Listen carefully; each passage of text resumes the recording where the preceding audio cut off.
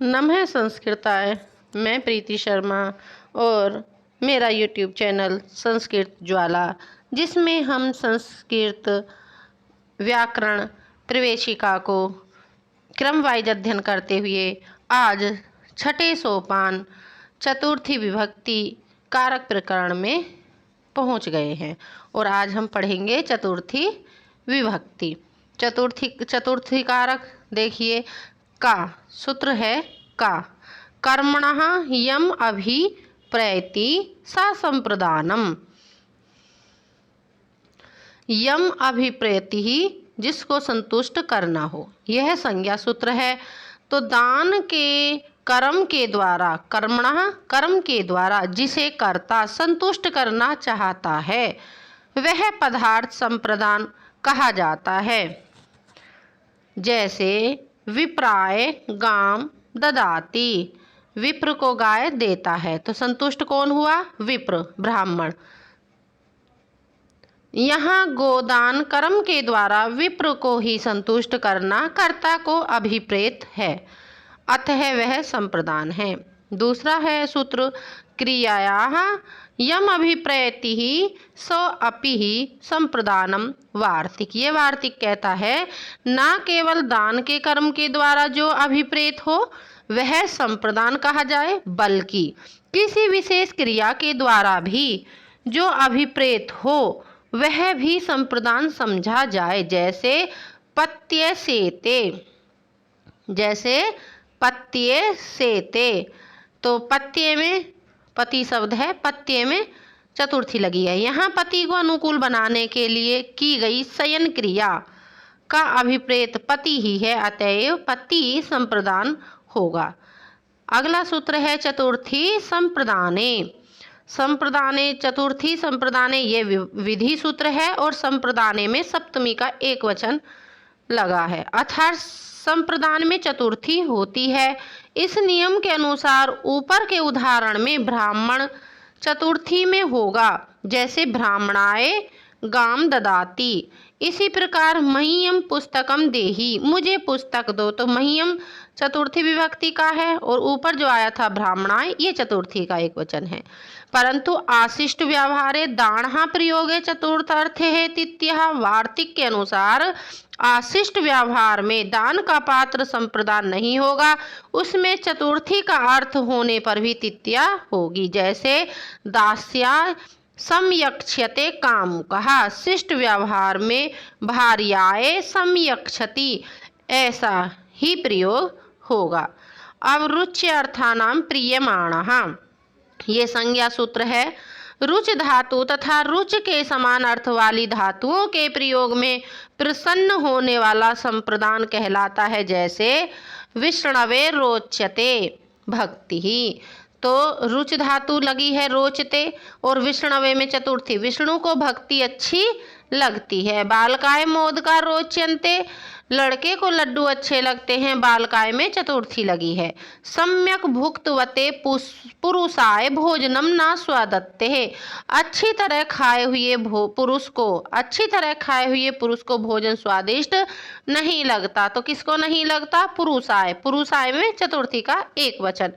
यहाँ पर ऊपर कर लेते हैं। यहाँ पर उदाहरण नंबर 1 में भक्ति से प्रसन्न होने पर विष्णु हैं, जो भक्ति से प्रश्न होते हैं उदाहरण 1 में वो विष्णु हैं। उदाहरण नंबर 2 में लड्डुओं से प्रसन्न होने वाला बालक है और उदाहरण 3 में भोजन से प्रसन्न होने वाला पुरुष है।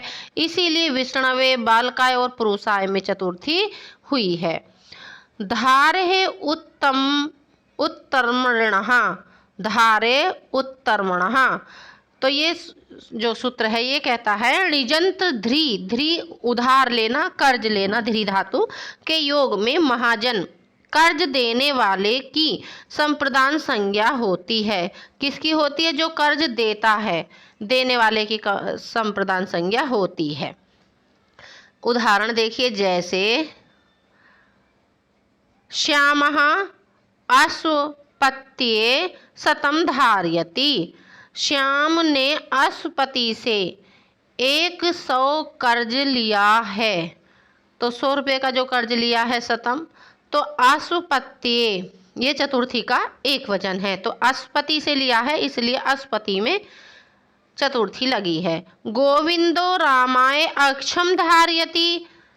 अब गोविंदो रामाय अक्षम धारयति, गोविंद ने राम से 1,00,000 उधार लिया। तो ध्री धातु के योग में यहाँ भी और रामाय में चतुर्थी लगी है, क्योंकि राम से कर्ज लिया है, 1,00,000 का उधार लिया है। अगला सूत्र आता है क्रुद्ध द्रुह ईर्ष्या सूयार्थानाम यम प्रतीकोपः। क्रुद्ध द्रुह ईर्ष्या तथा असूया धातुओं के योग में तथा इन धातुओं के समान अर्थ रखने वाली धातुओं के योग में जिसके ऊपर क्रोध किया जाता है वह संप्रदान समझा जाता है। जैसे स्वामी भृत्याय क्रुध्यति, मालिक नौकर पर क्रोध करता है। तो यहाँ पर नौकर पर करता है, इसलिए नौकर में भृत्याय में चतुर्थी एक वचन लगा है। और धातु कौन सी है? क्रुद्ध धातु, क्रुध्यति। 60 सर्वेभ्यो द्रुह्यन्ति, 60 लोग सबसे द्रोह करते हैं। तो द्रुह धातु के योग में सबसे सर्वेभ्यो चतुर्थी का एक वचन। दुर्योधन पांडवेभ्यः ईर्ष्यति स्म, तो दुर्योधन पांडवों से ईर्षा करता है, तो ये चतुर्थी का बहुवचन है। खलः सज्जनेभ्यः आसूयन्ति, दुष्ट लोग सज्जनों में एव निकाला करते हैं। तो किसमें? सज्जनों में। तो यहाँ सज्जनों में लगी है और आसूयन्ति ही एव निकाला करते हैं, कमी निकाला करते हैं। इसी प्रकार सीता रावणाय आकूप्यत, सीता जी ने रावण के ऊपर कोप किया, तो रावणाय के ऊपर किया, तो रावणाय में चतुर्थी लगी है। अगला सूत्र है, यहाँ सही नहीं आ रही है प्रिंटिंग, कृद द्रुहोर उपसृष्टयो कर्म। हाँ, ये सूत्र कहता है, इस सूत्र के अनुसार जब क्रुद्ध तथा द्रुह उपसर्ग सहित होती हैं तब उसके प्रति क्रोध या द्रोह किया जाता है। कौन से उपसर्ग के साथ होती हैं? उपसर्ग से युक्त होती हैं। वह कर्म संज्ञा वाला होता है, संप्रदान नहीं होता। जैसे क्रूरम अभिक्रुध्यति समदुह्यति, पिता पुत्रम समक्रुध्यति।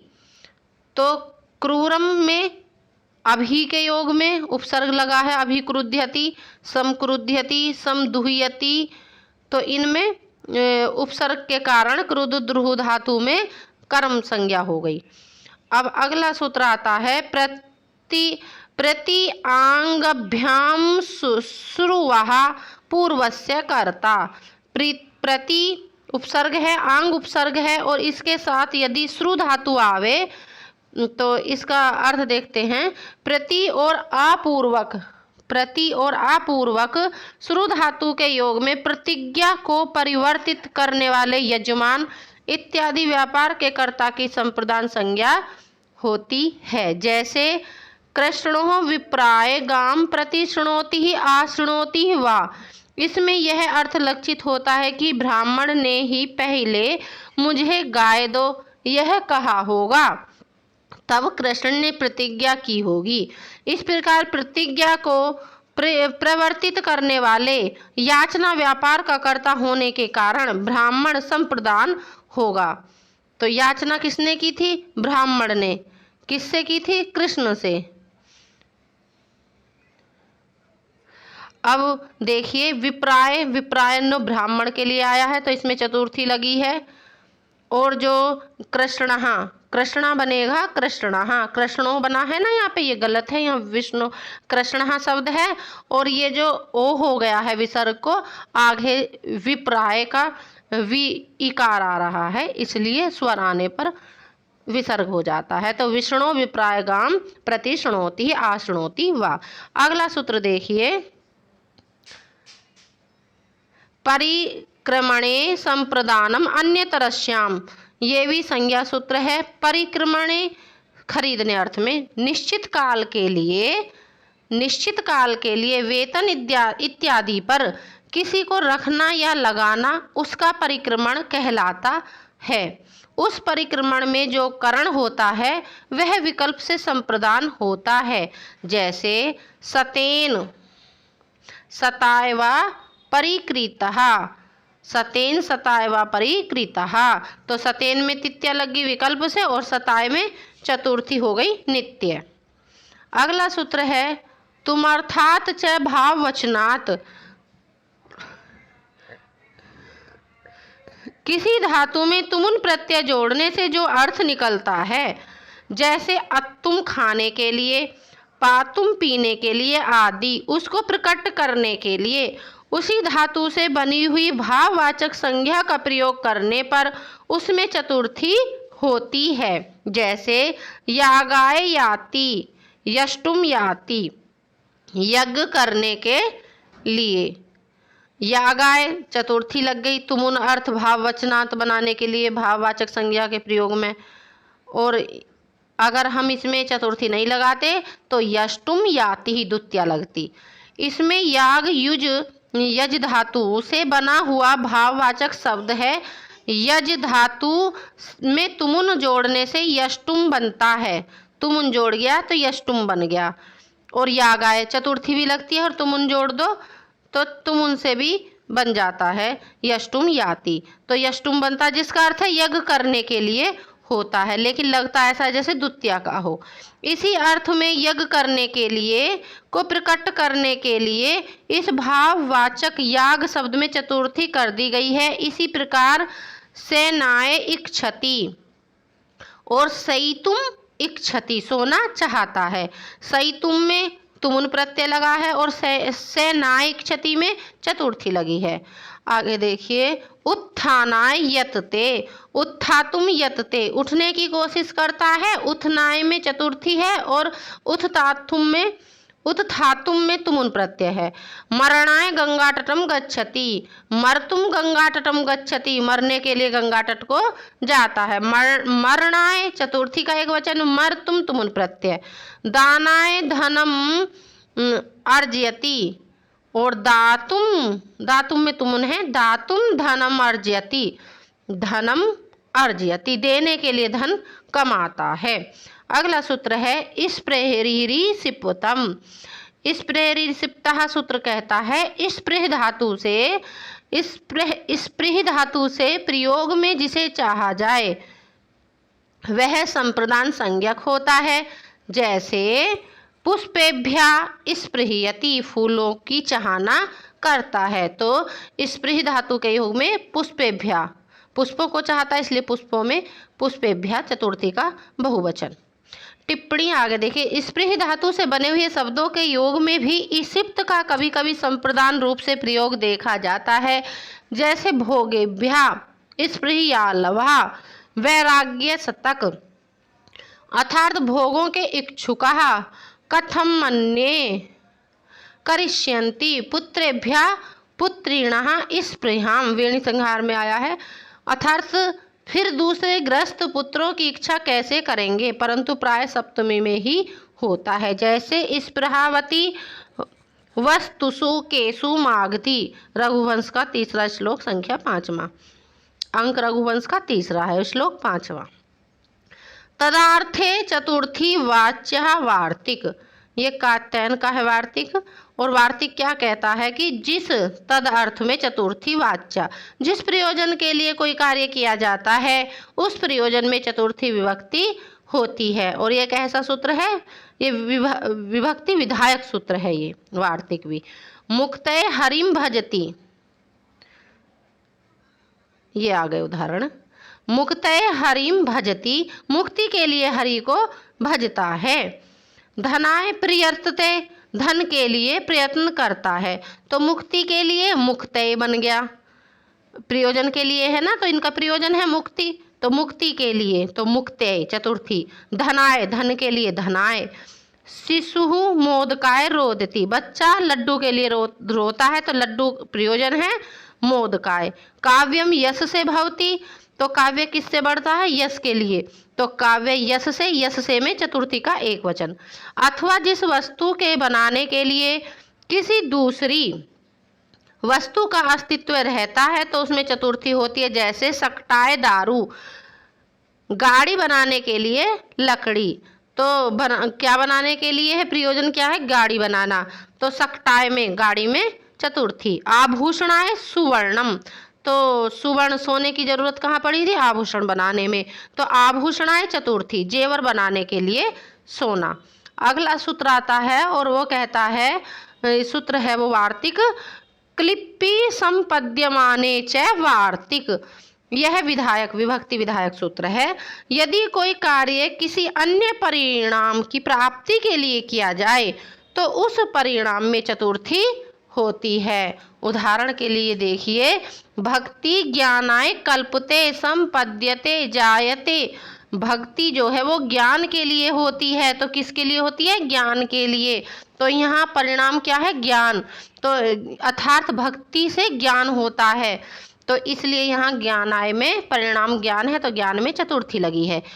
अगला सूत्र है उत्पातेन ज्ञापिते च वार्तिक। ये वार्तिक भी विभक्ति विधायक है। ये कहता है कि भौतिक उत्पादों से, भौतिक उत्पातों से सूचित वस्तु में चतुर्थी विभक्ति लगती है। जैसे वाताय कपिला विद्युत, रक्ताव विद्युत आंधी की सूचना देती है, तो वाताय में चतुर्थी लगी है।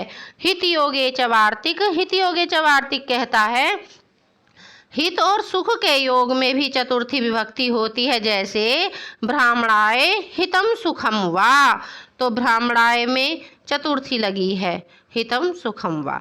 आगे देखिए, अगला सूत्र है क्रियार्थोपपदस्य च कर्मणि स्थानिनः। जो तुमुन प्रत्यांत धातु का प्रयोग परोक्ष रहे, परोक्ष रहे, पीछे रहे, जो दिखाई ना दे, तो उसके कर्म में चतुर्थी होती है। जैसे फलेभ्यो याति, फलानी आने तुम याति। तुमुन में द्वितीया का बहुवचन फलानी हो गया है, यहाँ फलानी द्वितीया लग गई है, आने तुम, और फलेभ्यो याति ही, तो फलेभ्यो में चतुर्थी लगी है, चतुर्थी का बहुवचन। फलों को लाने के लिए जाता है, तो जब तुमुन प्रत्यांत धातु का प्रयोग परोक्ष रहे, जो दिखाई ना दे, उसके लिए कर्म में चतुर्थी होती है, तो यहाँ उसमें कर्म में चतुर्थी हो गई है। फलेभ्यो याति बना लीजिए या फलानी आने तुम याति बना लीजिए। इस वाक्य का यथार्थ अर्थ फलानी आने तुम याति है, किंतु फलेभ्यो याति में तुमुनांत आने तुम का प्रयोग परोक्ष है और आने तुम का कर्म फलानी है, इसलिए फल शब्द में चतुर्थी हुई है। इसी प्रकार देखिए आगे, नमस्कुर्मो नृसिंहाय, नृसिंहम अनुकूलितुम नमस्कुर्मः।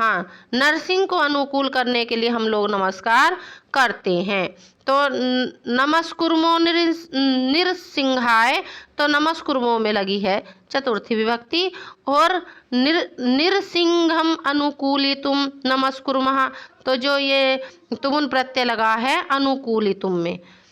स्वयंभुवे है नमस्कृत्य, स्वयंभुवे में चतुर्थी बनी है, और स्वयंभुवम प्रणेतुम, प्रणेतुम में तुमुन लगा है नमस्कृत्य। स्वयंभुवम प्रणेतुम नमस्कृत्य, ब्रह्मा को प्रसन्न करने के लिए नमस्कार करके। वानाय गाम मुमोच, वानाय, वनाय में चतुर्थी लगी है, वन जाने के लिए गाय छोड़ दी, मुमोच माने छोड़ना, और वनम गंतुम, वन जाने के लिए गंतुम में लग गई है तुमुन प्रत्यय।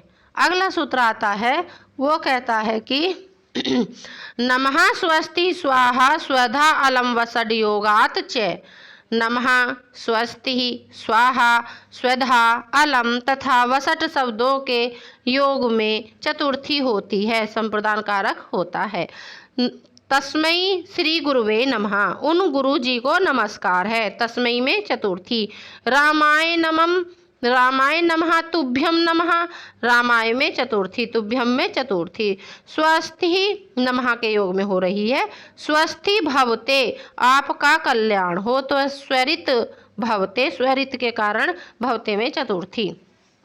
प्रजाभ्यः स्वस्ति, प्रजाओं का कल्याण हो, तो प्रजाभ्या में स्वस्ति के कारण चतुर्थी लगी है। चतुर्थी का बहुवचन।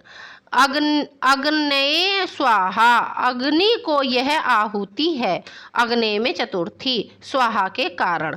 और पितृभ्या स्वेधा, स्वेधा से कारण, पितृभ्या में चतुर्थी। इंद्राय वसट, इंद्राय में चतुर्थी, वसट के योग में। दैत्योभ्यो हरि अलम, हरि दैत्यों के लिए काफी है, तो दैत्योभ्य में अलम के योग में चतुर्थी। अलम मलो मलाय, पहलवान पहलवान के लिए काफी है, तो मलो मलाय, मलाय में चतुर्थी। यहाँ अलम का अर्थ पर्याप्त है, निषेध नहीं है। अब टिप्पणी देखिए। उपपद विभक्ति कारक विभक्ति बलीयसी, अर्थात पद के संबंध से होने वाली विभक्ति से क्रिया के संबंध से होने वाली विभक्ति बलवती होती है। जो कारक विभक्ति है वो बलवती होती है। इस नियम से नमस्करोति इत्यादि क्रियापदों के योग में चतुर्थी न होकर द्वितीय विभक्ति ही होती है। जैसे गुरुम देवम परमेश्वरम व नमस्करोति, गणेशाय नमस्कुरुः इत्यादि प्रयोग क्रियार्थो पदस्य च कर्मणि स्थानिनः नियम के भीतर आ जाते हैं, परंतु नमस्कार अर्थ वाली प्रणिपत, प्रणम इत्यादि धातुओं के साथ नमस्कार्य का द्वितीय चतुर्थी दोनों के प्रयोग करते हैं। जैसे अब उदाहरण देख लीजिए इसके। धातारम प्रणिपत्य, धातारम द्वितीय है, प्रणिपत्य। और तस्मै प्रणिपत्य नंदी, तो तस्मै में चतुर्थी है, किसके कारण? प्रणिपत्य धातु के कारण।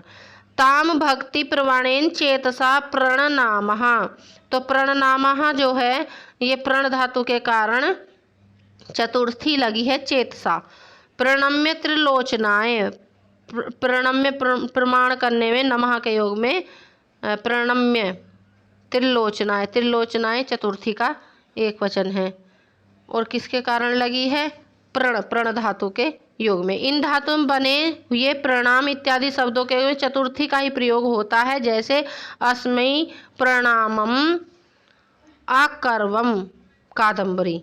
अगला है अलम से पर्याप्त अर्थ के वाचक प्रभु, प्रपूर्वक भू धातु से बने क्रियापद भी समर्थ, सक्त इत्यादि पदों का ही ग्रहण होता है, इसलिए इनके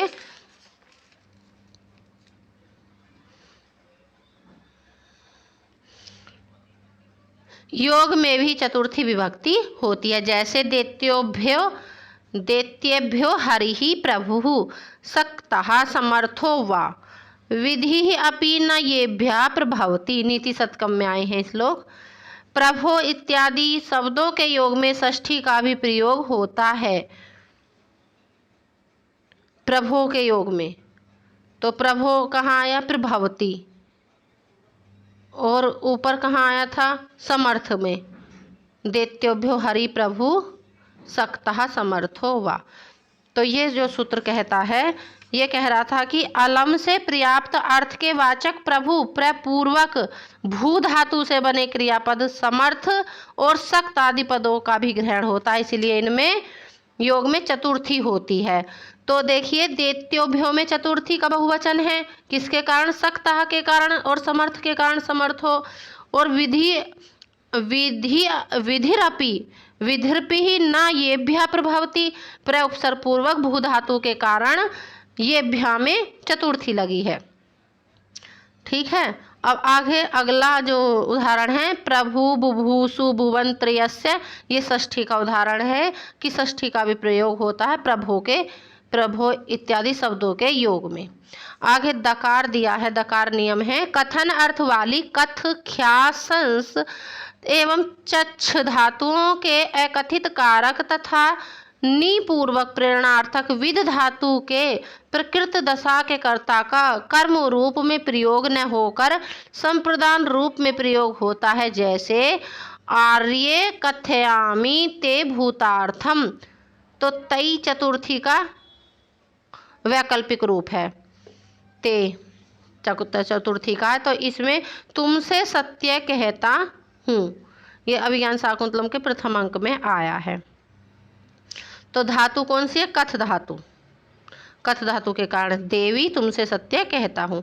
यस्मै भ्रम परायणम जगौ, तो यस्मई में चतुर्थी लगी है, उत्तर रामचरितम में आया है। और जिसे वेद पढ़ाया, एहि इमाम वनस्पति सेवाम काश्यपाय निवेद्यावहे, यह अभिज्ञान शाकुंतलम के चतुर्थ अंक में आया है। आओ वृक्षों की यह सेवा कर्ण ऋषि को निवेदित कर दे, तो काश्यपाय में चतुर्थी लगी है। अब धकार है, धकार भेजना। अर्थ वाली धातुओं के प्रयोग में जिस व्यक्ति के पास कोई भेजा जाता है वह चतुर्थी में, तथा जिस स्थान पर भेजा जाता है वह द्वितीया में रखा जाता है। जैसे भोजनेन दूतो रघुवे विसृष्टः, महाराज भोज ने रघु के पास दूत भेजा। तो महाराज भोज ने, भोज द्वितीया का है, भोजेन, और जो रघुवे है ये चतुर्थी का एक वचन है। अब अगला उदाहरण है माधवम पद्मावतीम प्रहीणवता, ये मालती माधव में आया है और इसमें माधवम पद्मावतीम प्रहीणवताम, प्रहीणवताम इसमें भी चतुर्थी लगी है। अब अगला देखिए मन्य कर्मण्यानादरे विभाषा प्राणीषु, विधि सूत्र है और ये कहता है कि जब अनादर दिखाया जाता है तो मन समझना दिवादिगण धातु के कर्म में यदि वह प्राणी न हो तो विकल्प से चतुर्थी भी होती है। जैसे नात्वाम तृणम तृणाय व मन्ये, मैं तुम्हें तिनके के बराबर भी नहीं समझता हूँ। तो किसके बराबर नहीं समझता? तिनके के बराबर। तो तृणाय में, क्योंकि ये प्राणी नहीं है तो इसलिए इसमें विकल्प से चतुर्थी लगी है, तृणाय, तृणम तृणाय वा मन्ये, मैं तुम्हें तिनके के बराबर भी नहीं समझता हूँ। जहाँ अनादर ने दिखाकर समता या तुलना मात्र प्रकट की जाती है वहाँ केवल द्वितीया ही होती है। जैसे त्वाम तृणम मन्ये, मैं तुम्हें तृणवत समझता हूँ, यहाँ अनादर नहीं हो रहा, ऊपर अनादर दिखाया गया था। आगे अगला है राधिक्षयो यस्य विप्रश्नः, ये सूत्र कहता है, संज्ञा सूत्र है, शुभ अशुभ कथनम अर्थ में विद्यमान राध और इक्ष धातुओं के प्रयोग में जिसके विषय में प्रश्न किया जाता है उसकी संप्रदान संज्ञा होती है। जैसे उदाहरण देखिए कृष्णाय राध्यति इक्षते व गर्गः, तो शुभ और अशुभ में राध और इक्ष धातु के योग में, तो यहाँ इक्ष धातु आई है और विषय में तो कृष्णाय में चतुर्थी लगी है। अब आगे हमारा आ गया पंचमी धूम्रपाय अपादानम, ये अब हम कल करेंगे। सभी को बहुत बहुत धन्यवाद। नमः संस्कृताय।